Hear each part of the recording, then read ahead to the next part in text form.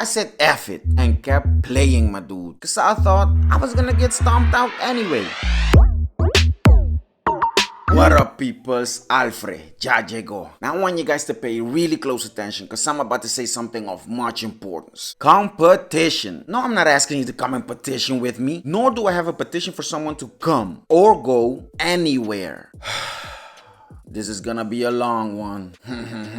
Nah, my dude, I'm talking about that competition. Taking on a challenge head to head, that sounds kinda wrong. I mean head on. Against any opponent or challenger to see who's the best, who comes first, and who comes on top at the end. Without even realizing it, we compete against things every single day, my dude. I mean, we're always competing against the clock cause you know you're always late cause you be like, oh, I still got 5 more minutes. When you know you're already 5 minutes late, you know who you are. We're always competing against that urge to stay in bed and not go to work every day. And when we're at work, we're always competing against that urge to unalive someone there. Like that dumbass Charlene on that stupid ass Richard, Dick for short, always being such a his name. And I know even though it doesn't sound like it, competition can also be a good thing. I mean, it makes you want to push yourself, try your hardest, and get the best out of yourself. A big booty baddie has the same result on me, my dude, cause she always wanna get the best out of me. One of the biggest and best known ways to compete in life is by gaming, my dude. You know, grabbing a hold of that joystick, pushing all the right buttons, and beating your opponent. In the game, what were y'all thinking about? Get your minds out the gutter, you naughty people, you. Gaming is something that can be really healthy, my dude. It helps you clear your mind. It helps you with hand-eye coordination.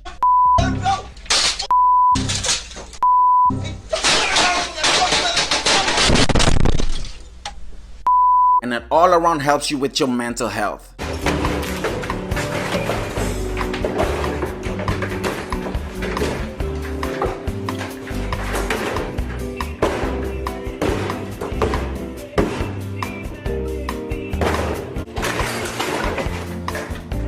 Yeah, I guess it can be all of those things, but only if you're getting them W's, my dude. Because if you're getting them L's, all you want to do is kick someone's A while screaming F you. I started gaming at a really young age. Before all of this esport online gaming stuff, when you're playing in the Netherlands against this little kid on the other side of the world that is kicking your butt in this game while he teaches you fun and new ways to go and F yourself, even existed.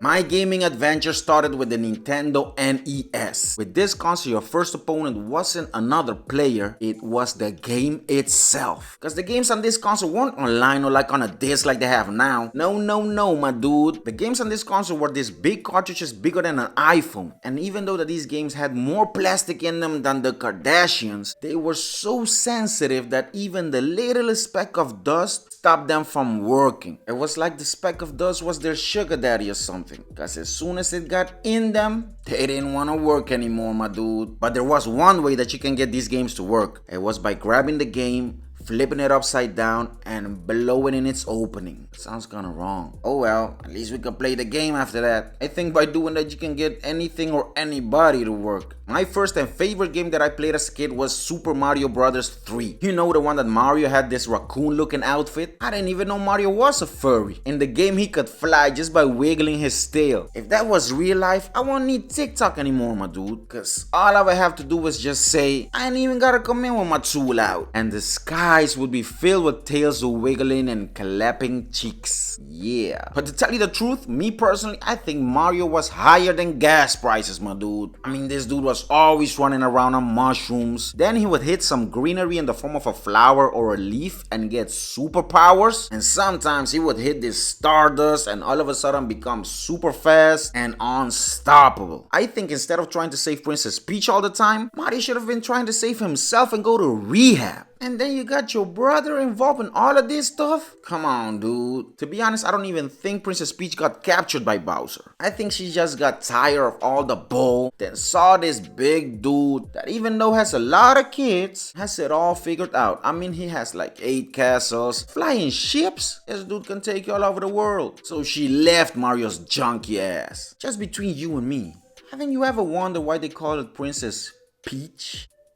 I started playing Mario when I was like 4 or 5 years old with my mom. Yeah, with my mom. But then when I got a little bit older, I started to play the game with my cousins. But because two players cannot play the game at the same time, it was an all-out brawl to see who gets the controller first. But to tell you the truth, they might as well just have handed me the controller and glued it to my hand, sit back, relax, and watch how I make this game my baddie. Cause your boy was nice with it. And my cousins, in the nicest way possible, they were straight trash at playing the game, my dude. I mean, one of my cousins, when it was his turn to play and Mario was running around chasing after his next high and had to jump over something, my cousin would make the same jumping movement with the controller. The controller has buttons, my dude. But in his mind, this made Mario jump higher and further. It's kind of the people that stand at the bottom of the escalator and put their hands over the red and the green light, thinking that this is gonna make the escalator switch direction faster. Or like the people waiting for the elevator and pressing the button like a million times, thinking that the elevator is suddenly gonna move faster because of it. Dumbass. But then again, years later, Nintendo did come out with the Wii, where you do have to play by moving the controller. I guess they got tired of their players looking like dumbasses. Or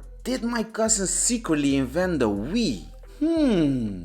I need to call him. I remember one time me and my cousins were playing the game, and of course, as usual, they were playing like garbage, man. But I don't know what it was on that day, my dude, but I was on fire. I mean, I was passing all the stages, getting Mario all his fixes, and beating all of Bowser's kids like I was their new stepdaddy, my dude. My cousin saw this and finally realized that if we had any chance of beating Bowser's and winning this game, they had to let the controller stay with your boy. Come to daddy. The more I played, the better I got. And the higher Mario got, the more we won. I'm sorry, Mario, but I guess rehab is gonna have to wait. I know you didn't want to go anyway, so let's get this W. We were getting closer and closer to defeating Bowser and saving that Peach. But it was getting later and later, so my mom was telling us to stop playing and turn off the game. But here's when I was faced with a big dilemma, my dude. Because back then with the Nintendo NES, you could not save all your progress like you can now. Meaning, if you don't have any more lives in the game or you shut it off, all your progress is lost. And you have to start all over again. Nah, my dude. We were so close. Stopping in that moment would be like being with a big booty baddie, playing a private sport, soccer, and taking your ball in the middle of the game and going home before you score. If you know what I mean. So I had a difficult choice to make, my dude. Because on the one hand, if I don't listen to my moms and don't stop playing the game, she is gonna stomp me out harder than Bowser stomps out Mario. But on the other hand, if I do listen to my mom and stop playing the game and lose all the progress that we have made, my cousins were gonna reenact the movie Stomp the Yard on my head. And I know that movie hadn't come out yet at that time, but you get my point.